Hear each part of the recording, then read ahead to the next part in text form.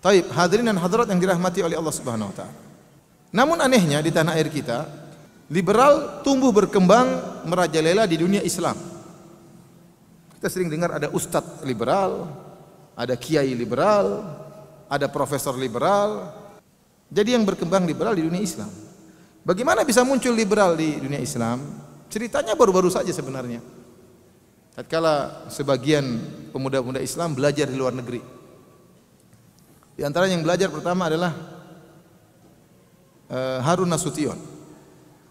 Ini angkatan liberal pertama, tapi dia masih dalam bentuk awal-awal peletak batu pertama liberalisme. Ya. Harun Nasution. Kemudian generasi berikutnya Nur Khalis Majid. Kemudian generasi berikutnya Ulil Absar dan kawan-kawan. Jadi Harun Nasution waktu belajar di luar negeri, ya, di mana katanya di McGill atau di mana saya juga kurang hafal ya. Intinya di negara kafir belajar agama.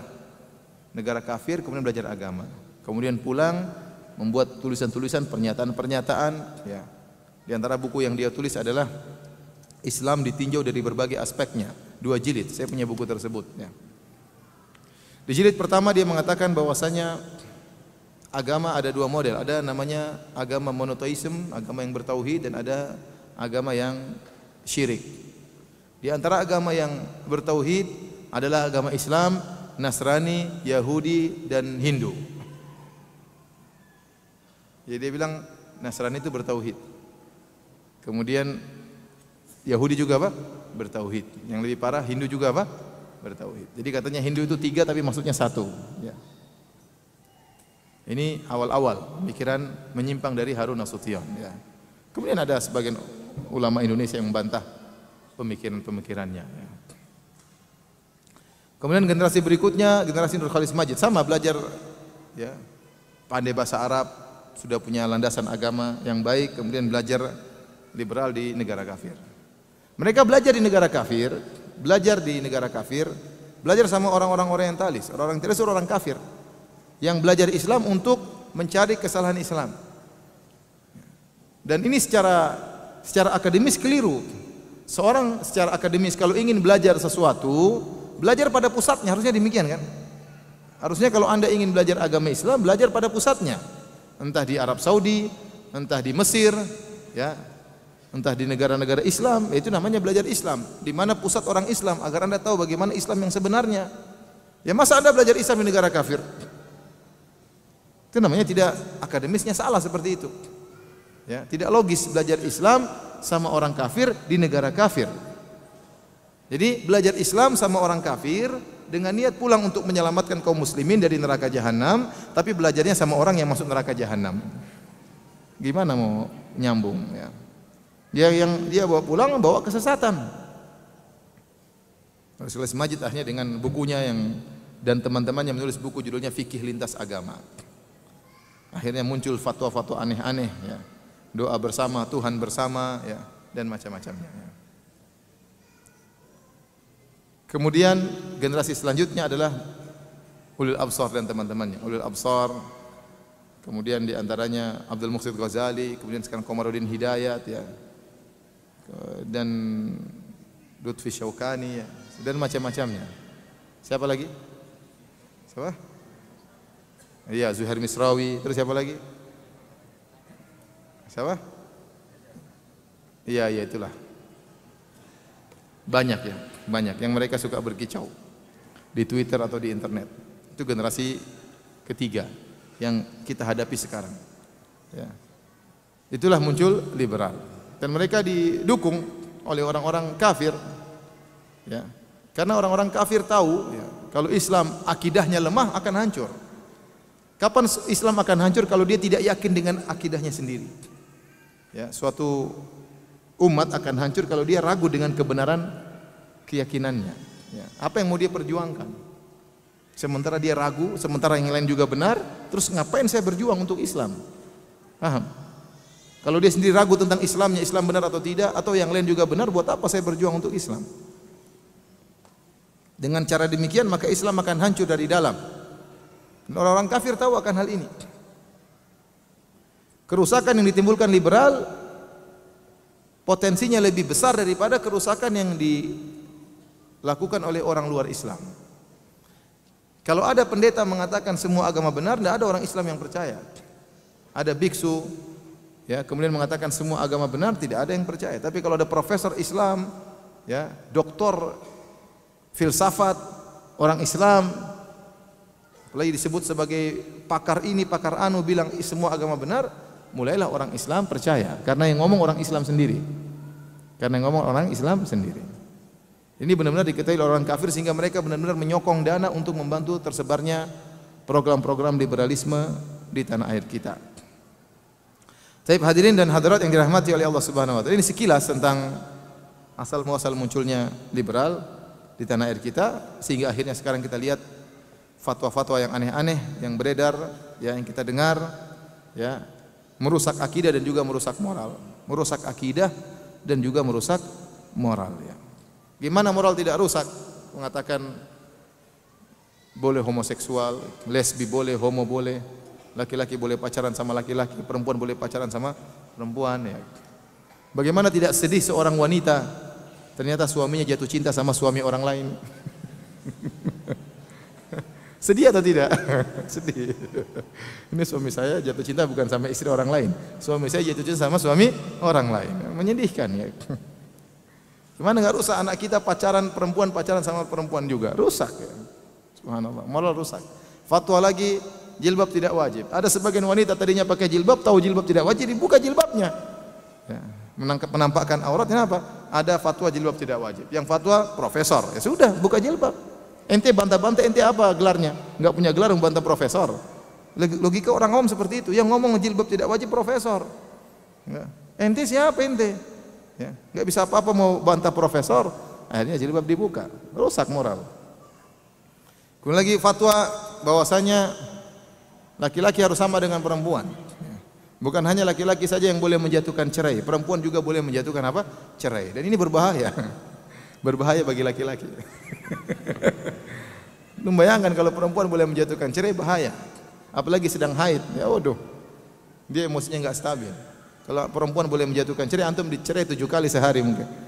Oleh karenanya repot, ya, seperti ini. Yang bayar mahar laki-laki, ya, yang menyediakan makanan, sandang, pangan, papan laki-laki. Kenapa perempuan jatuhkan cerai? Ya, ini apa enggak merusak rumah tangga seperti ini?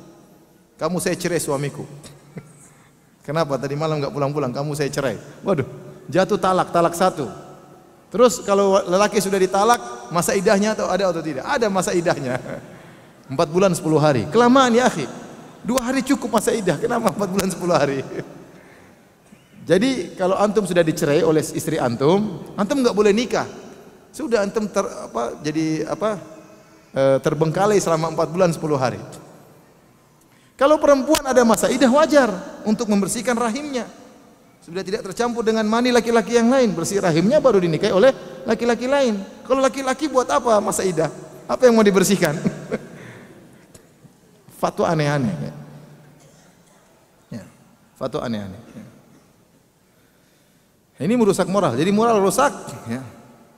Kemudian juga akidah rusak. Semua agama benar. Gimana semua agama benar? Kalau semua agama benar, buat apa Allah utus Nabi Muhammad SAW? Allah kurang kerjaan namanya. Kalau semua agama benar, buat apa Nabi SAW menulis surat kepada Raja Heraklius, aslim taslam, masuk Islam kau selamat. Kalau enggak masuk Islam enggak selamat, ngapain? Nabi kurang kerjaan. Kirim surat kepada Heraklius, kepada Raja Persia, kirim Mu'adz bin Jabal ke negeri Yaman mendakwai orang Yahudi. Kalau semuanya benar, berarti Nabi kurang kerjaan. Iya atau tidak? Taib. Sebelum kita membahas tentang pluralisme, sebelum kita menyebutkan tentang syubhat-syubhatnya, ada perkara yang harus kita yakini, itu tentang kebenaran Islam. Bahwasanya agama yang benar satu-satunya hanyalah Islam. Ini keyakinan yang harus kita yakini. Tidak boleh ada keraguan sama sekali dalamnya. Kenapa? Karena Allah menyatakan demikian dan kita yakin akan kebenaran Al-Quran. Allah berfirman, Inna dina indallahil Islam. Sungguhnya agama yang diridhai hanya Islam. Hanya Islam.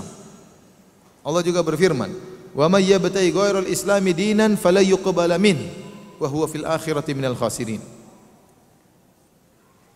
Barang siapa yang mencari selain Islam sebagai agama, maka tidak akan diterima oleh Allah Subhanahu wa taala. Wa huwa fil akhirati minal khasirin, dan dia di akhirat termasuk orang-orang yang rugi, masuk neraka jahanam. Dan Nabi SAW dalam Sahih Muslim menegaskan, Nabi berkata, la yasma'u bi ahadun min hadhil ummah yahudiyyun wala nasraniyun thumma yamutu wa lam yu'min billadzi ursiltu bihi illa kana min ahli nar. Kata Nabi, tidak seorang pun dari umat ini yang mendengar tentang aku, tentang Muhammad, baik Yahudi ataupun Nasrani, kemudian meninggal dalam kondisi tidak beriman dengan apa yang aku bawa, kecuali penghuni neraka, kata Nabi SAW. Kalau Yahudi dan Nasrani saja yang percaya kepada Allah, kalau tidak beriman kepada Nabi Muhammad masuk neraka, bagaimana lagi dengan nabi-nabi, dengan agama-agama lain yang tidak percaya sama Allah? Seperti Buddha agamanya Tuhannya lain, tidak sama dengan. Kalau Yahudi, Nasrani, Islam Tuhannya sama. Tuhannya siapa? Allah. Hanya saja mereka musyrikin.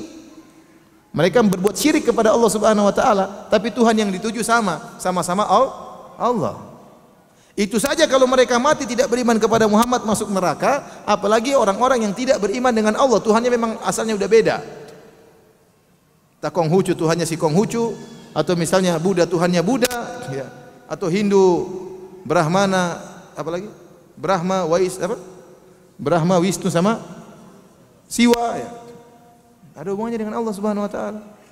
Makanya Imam Nawawi mengatakan, tatkala mensyarah hadis ini, disebutkan Yahudi dan Nasrani karena mereka ahlul kitab, menunjukkan kalau mereka saja tidak beriman kepada Nabi Muhammad masuk neraka, apalagi selain mereka, apalagi selain Yahudi dan Nasrani. Ini pernyataan jelas dari Nabi SAW. Maka yang benar cuma agama Islam, karena agama Islam adalah satu-satunya agama yang mentauhidkan pencipta alam semesta. Tidak ada penyembahan terhadap makhluk. Islam tegas, syirik tidak boleh. Semua tidak boleh disembah, Nabi tidak boleh disembah. Menyembah Nabi Isa salah, musyrik, kafir, di neraka, kekal. Menyembah Uzair, dibilang anak Allah, kekal di neraka. Wa qalatil yahudu Uzair ibnullah, wa qalatin nasara al-masih ibnullah. Orang Yahudi berkata Uzair anak Allah, orang Nasrani mengatakan Isa anak Allah, kekal di neraka. Kekal di neraka jahanam, ya.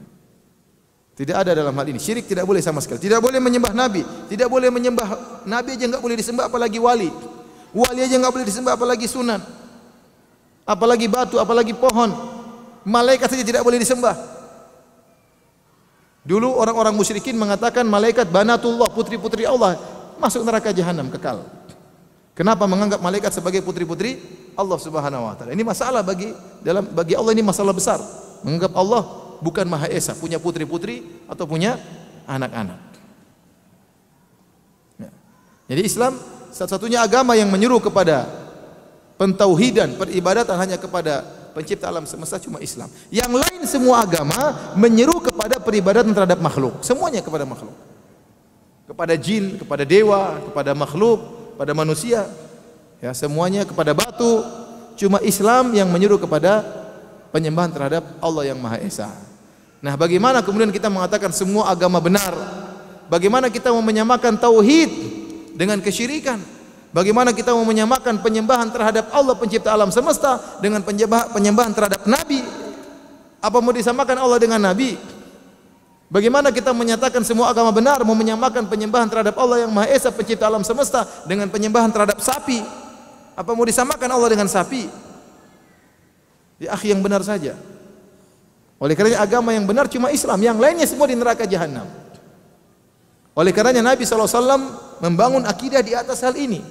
Nabi SAW menyeru manusia kepada tauhid sehingga dia bermusuhan sama om-omnya sendiri, bermusuhan dengan Abu Lahab, bermusuhan dengan Abu Talib, diseru untuk masuk Islam tidak mau, sampai Nabi bermusuhan dengan kerabatnya sendiri, orang-orang Quraisy, sampai akhirnya harus diusir dari kota Mekah. Semuanya gara-gara Nabi mengatakan cuma agama yang benar cuma agama Islam. Kalau semuanya agama benar, semua agama bebas, ngapain Nabi mendakwai orang kafir Quraisy? Biarin saja mereka beribadah kepada Hubal, kepada berhala Hubal, kepada berhala Lata, Uzza, Manat.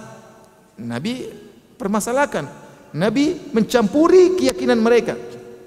Ingat kalau orang liberal sering mengatakan, di antara privasi yang paling super privasi adalah privasi dalam berkeyakinan. Jadi ente jangan ngurusi privasi orang lain katanya. Paham? Privasi keluarga kita jangan ente urusi. Apalagi masalah agama, ngapain ente nyalain orang? Ente nggak usah urus orang lain. Berarti Nabi dulu kurang kerjaan. Nabi dulu ngurusi privasi orang-orang Quraisy. Nabi nyalain mereka. Ya, apalagi Nabi Ibrahim alaihissalam berkata kepada kaumnya, laqad kuntum antum wa aba'ukum fi dhalalim mubin. Kalian, bapak kalian, mbah kalian, buyut kalian semuanya sesat, kata Nabi Ibrahim alaihissalam. Ini mengurus privasi orang atau tidak? Privasi orang. Kita ada toleransi, bukan, tapi toleransi tidak mengharuskan membenarkan semuanya. Itu toleransi yang keliru. Toleransi itu sudah tadi saya katakan, toleransi itu mengakui perbedaan. Mengakui perbedaan tapi kita menghargai mereka. Itu namanya toleransi. Bukan kita gabung dengan mereka. Kalau kita gabung dengan mereka sudah hilang nama toleransi. Itu namanya bukan toleransi lagi, namanya berubah jadi mereka. Taib, hadirin dan hadirat yang dirahmati oleh Allah Subhanahu wa taala. Jadi agama yang benar, satu-satunya yang benar cuma agama Islam. Ini harus kita yakini. Makanya Nabi SAW ya mengirim surat kepada Raja Heraklius dengan surat yang sangat singkat tapi padat. Isinya ancaman, ya. Nabi dalam suratnya ya, Nabi mengatakan aslim taslam. Wahai Heraklius, maksudlah Islam kau akan selamat. Kemudian Nabi berkata, fa in tawallait, kalau engkau berpaling tidak mau masuk Islam, fa inna 'alaika itsmal arisiyin, maka kau akan menanggung dosa rakyatmu. Bayangkan. Kalau kau tidak masuk Islam, kau akan menanggung dosa rakyatmu. Ini ancaman yang berat dari Nabi sallallahu alaihi wasallam. Nabi Sulaiman alaihissalam kirim surat kepada Ratu Bilqis. Innahu min Sulaiman, innahu bismillahirrahmanirrahim, alla ta'lu alayya wa'tuni muslimin. Kata Nabi Sulaiman, ini surat dari Sulaiman. Bismillahirrahmanirrahim. Datanglah kepadaku, masuk Islam, tunduk. Jangan sombong. Kalau tidak mau, dalam ayat yang lain setelahnya Nabi Sulaiman mengatakan, saya akan kirim pasukan untuk membuing hanguskan mereka. Ini Nabi Sulaiman ikut masuk dalam privasi orang atau tidak? Kalau orang liberal, Sulaiman ngapain? Balkis sudah hidup ratu, tentram, ngapain ngurusin negara lain? Enggak, Nabi Sulaiman ngurusin karena dia seorang nabi untuk menyeru kepada tauhid. Nabi Muhammad SAW ngurusi kerajaan orang. Nabi SAW kirim surat kepada Raja Persia, Raja Romawi, Raja Mesir dikirimi untuk masuk Islam. Bahkan terjadi peperangan demi untuk mentauhidkan Allah Subhanahu wa taala. Ini kalau dalam kacamata orang liberal ini kurang ajar namanya. Ya, ngurusi privasi orang, apalagi privasi yang super privasi, masalah keyakinan. Jadi dalam Al-Qur'an juga banyak ayat. Innal ladzina kafaru min ahlil kitabi wal musyrikina fi nari jahannam khalidina fiha ulaika hum syarrul bariyah. Kata Allah, sungguhnya orang-orang kafir dari kalangan ahlul kitab dan orang musyrikin di neraka jahanam kekal di dalamnya, mereka adalah seburuk-buruk makhluk. Yang ngomong gitu siapa? Allah. Terus ente bilang mereka di surga, gimana ceritanya?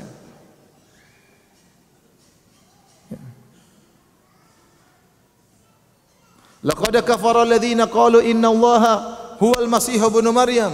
Sungguh telah kafir orang yang mengatakan Allah itu Isa. Laqad kafara alladziina qalu innallaha tsalitsu tsalatsa. Sungguh telah kafir orang-orang yang berkeyakinan trinitas, Allah satu dari yang tiga.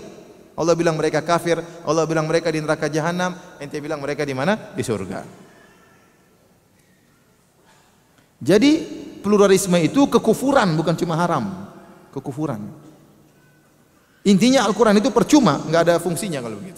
Taib. Ini harus antum yakini. Setelah antum meyakini semua, dan antum saya rasa sudah yakin dari dulu seperti itu. Ya. Sekarang baru kita bahas tentang syubhat-syubhat pemikiran orang-orang pluralisme. Taib, hadirin hadirat yang dirahmati Allah Subhanahu Wa Taala. Ya. Kalau antum mengantuk wudu ya. Ini karena kita bahas syubhat ya. Syubhat ada jawabannya. Antum harus mengerti syubhatnya, harus ngerti pula jawabannya. Bahaya kalau ngerti syubhatnya, jawabannya nggak paham. Paham? Kalau antum nggak ngerti syubhat, tapi ngerti jawabannya, alhamdulillah. Yang saya khawatirkan syubhatnya paham, jawabannya tidak paham. Jadi harus seger. Ya. Yang minum, saya mau minum dulu ya.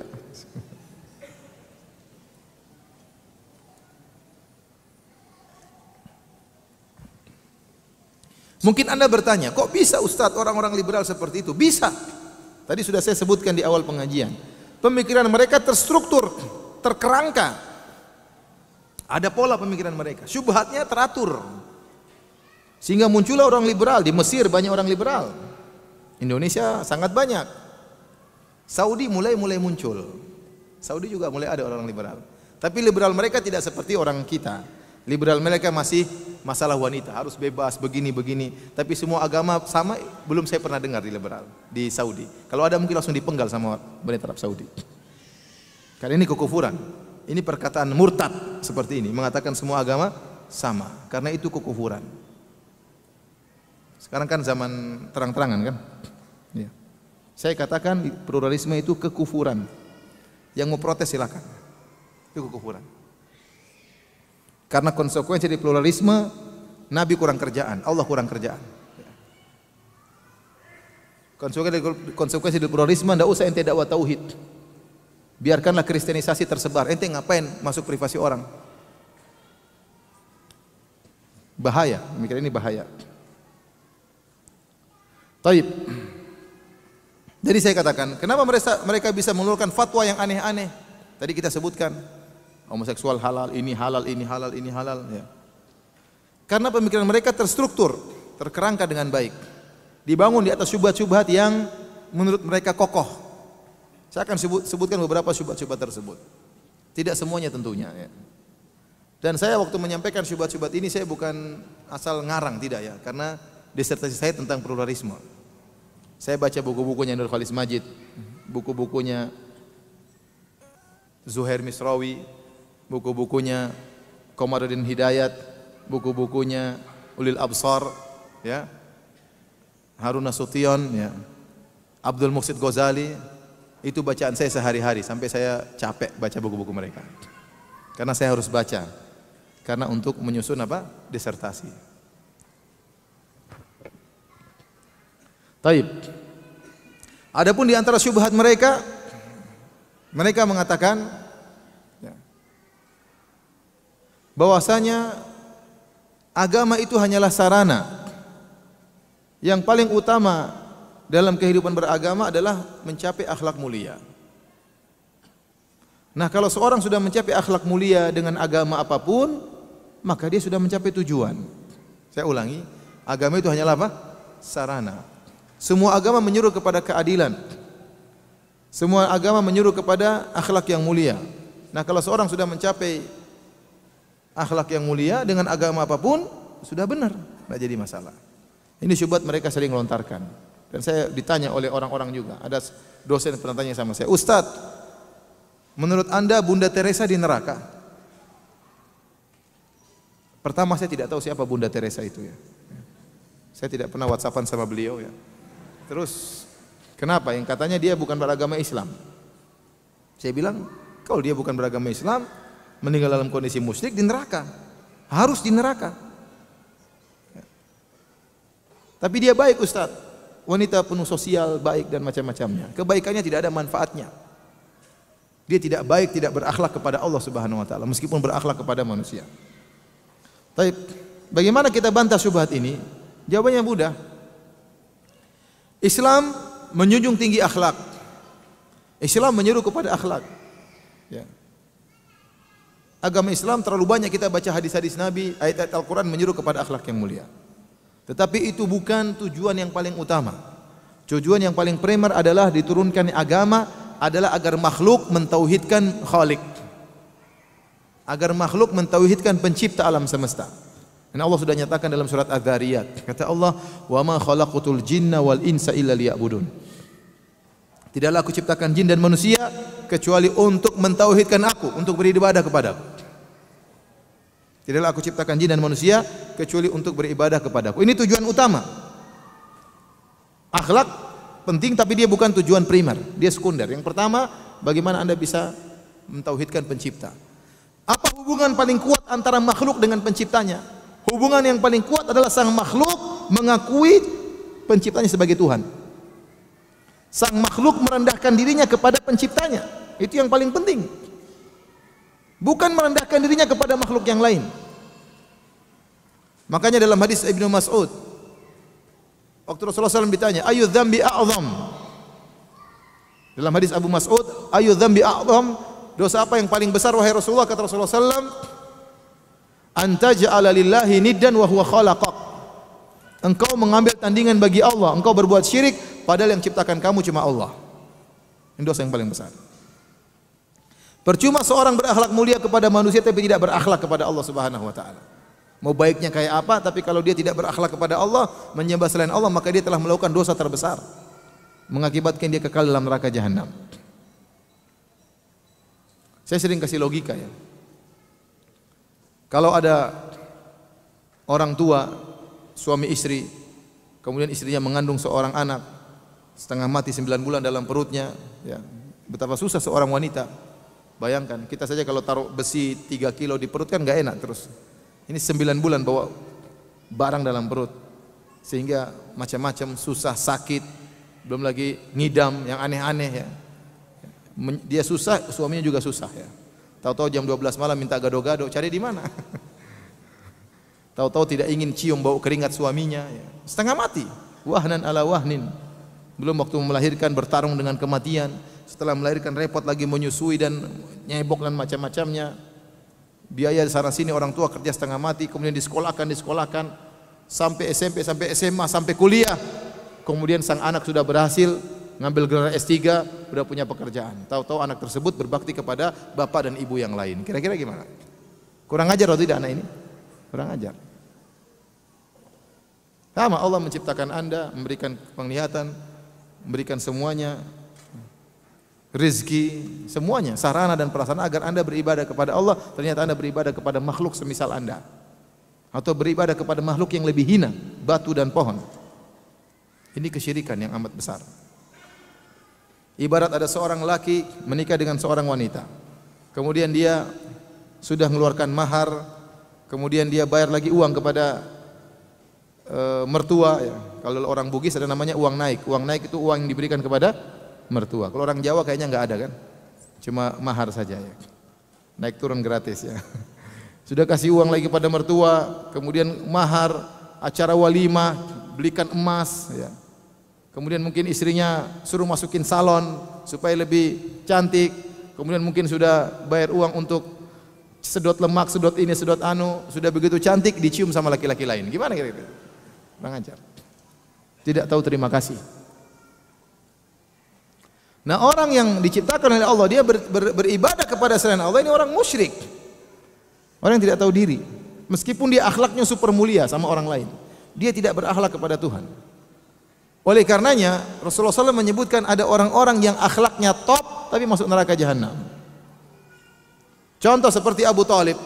Abu Talib akhlaknya apa yang kurang baik? Mengurus anak yatim. Kata Rasulullah SAW, ana wa kafilul yatim fil jannah kahataini.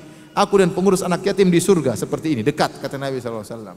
Apalagi anak yatim tersebut ternyata Muhammad SAW. Kemudian dia rela mati untuk membela ponakannya Muhammad. Siapa yang lebih baik dari Abu Talib? Antum saja jasanya tidak sebesar jasanya Abu Talib. Tapi Abu Talib di neraka jahanam. Ya. Dahdahin fi dahdahin minan nar. Dia berada di neraka jahanam yang paling ringan. Kalau apinya kena kakinya maka otaknya mendidih, kepalanya mendidih. Kata Rasulullah SAW, laula ana lakana fid darkil asfali minan nar. Kalau bukan karena saya, maka Abu Talib di neraka jahanam yang paling bawah. Ya, tapi dia masuk neraka. Kenapa? Meninggal dalam kondisi musyrik.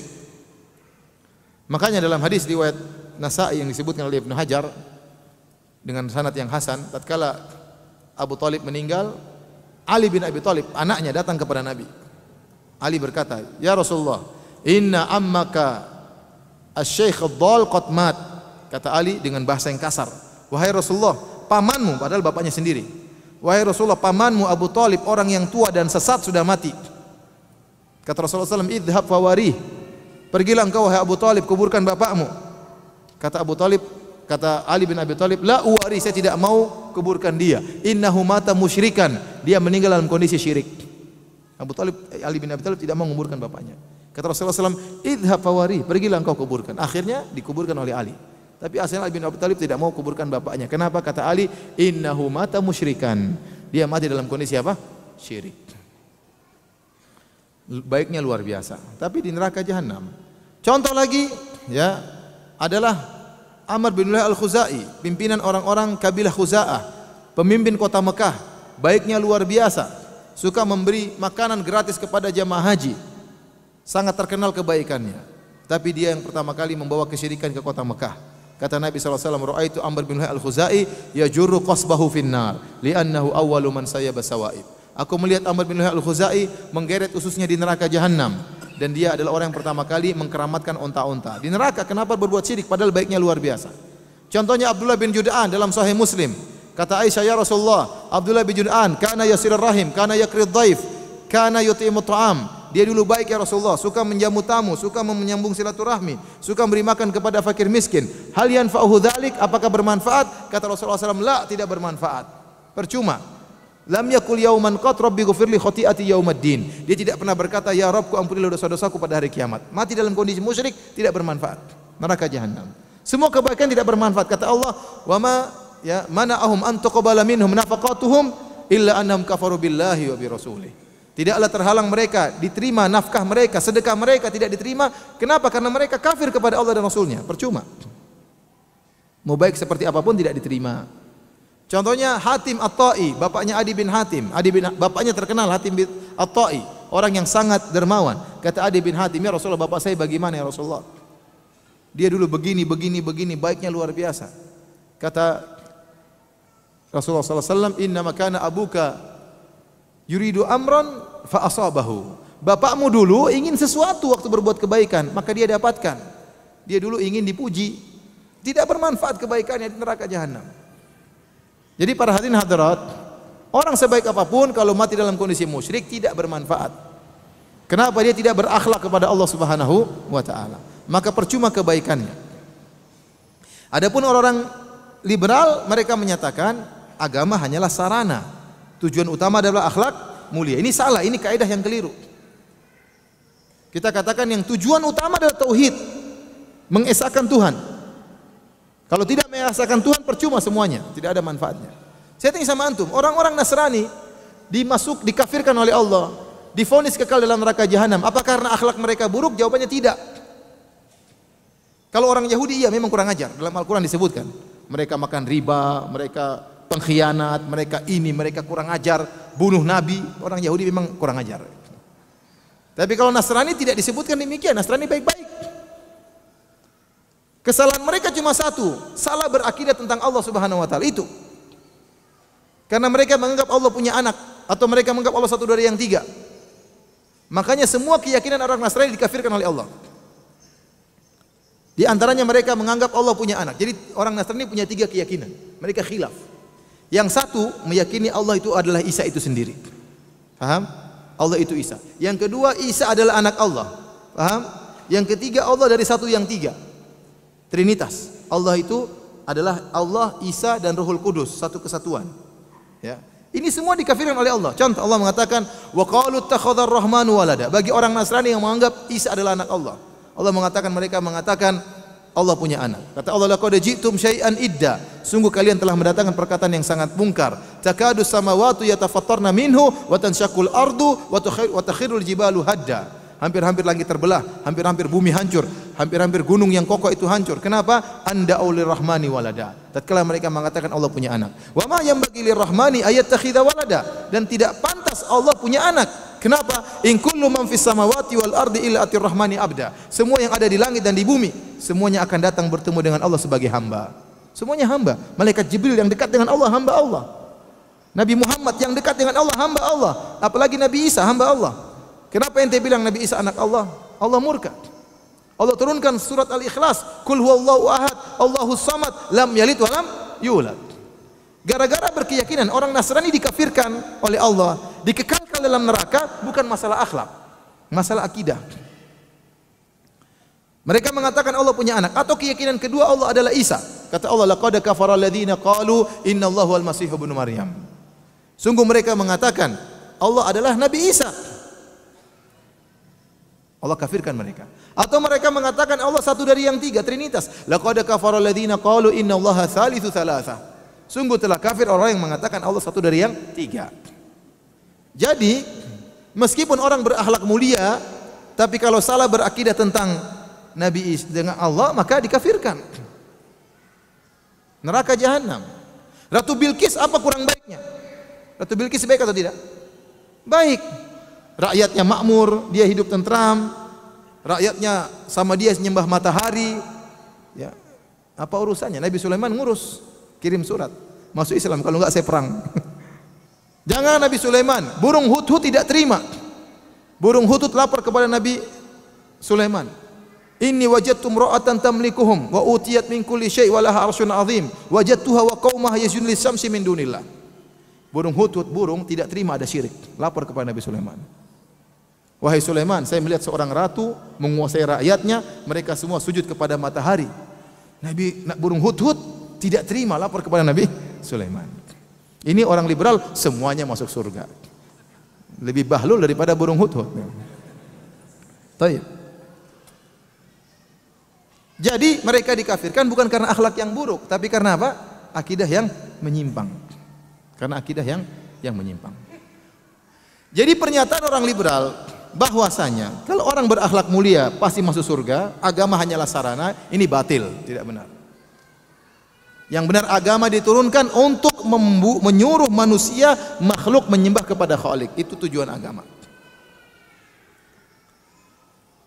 Dan itu keyakinan semua agama seperti itu. Orang Nasrani suruh kita menyembah Nabi Isa supaya kita selamat, itu tidak. Orang Buddha menyuruh kita menyembah Buddha. Masalah akhlak masalah nomor 2, bukan nomor 1. Nomor 1 masalah peribadatan. Ini semua agama ngomong seperti itu. Kemudian orang-orang liberal bikin bid'ah baru. Katanya yang paling utama adalah apa? Akhlak. Ini dari mana seperti ini? Semua agama sepakat yang paling pertama adalah masalah peribadatan, masalah akidah. Jadi mereka bikin hal-hal baru yang tidak dikenal oleh agama-agama sebelumnya. Tapi sekarang saya tanya sama antum. Menurut kaidah orang liberal, berarti kalau ada orang PKI yang mengingkari adanya Tuhan baik, masuk surga atau tidak? Saya ulangi, saya tanya sama antum. Menurut orang liberal, kaidahnya orang liberal, kalau ada PKI yang baik, masuk surga atau tidak? Masuk surga atau tidak? Masuk surga. Ada orang ateis yang baik, masuk surga atau tidak? Masuk surga. Loh gimana dia masuk surga? Tuhan saja dia tidak percaya, surga apalagi tidak dia percayai. Ente masukkan dia, ngapain saya masuk surga? Saya tidak percaya sama surga. Yang penting ente masuk surga. Loh gimana? Dia sih tidak percaya sama surga. Makanya saya katakan tadi, harusnya orang liberal mengatakan bukan cuma di akhirat ada surga Islam, ada surga Islam, surga Yahudi, surga Nasrani, Buddha, Hindu, Konghucu, Laose, surga Ahmadiyah, surga Syiah, terus ada surga apa? PKI. Di paling pojok itu surga PKI. Kenapa? Itu PKI akhlaknya baik. Itu PKI akhlaknya baik, masuk surga.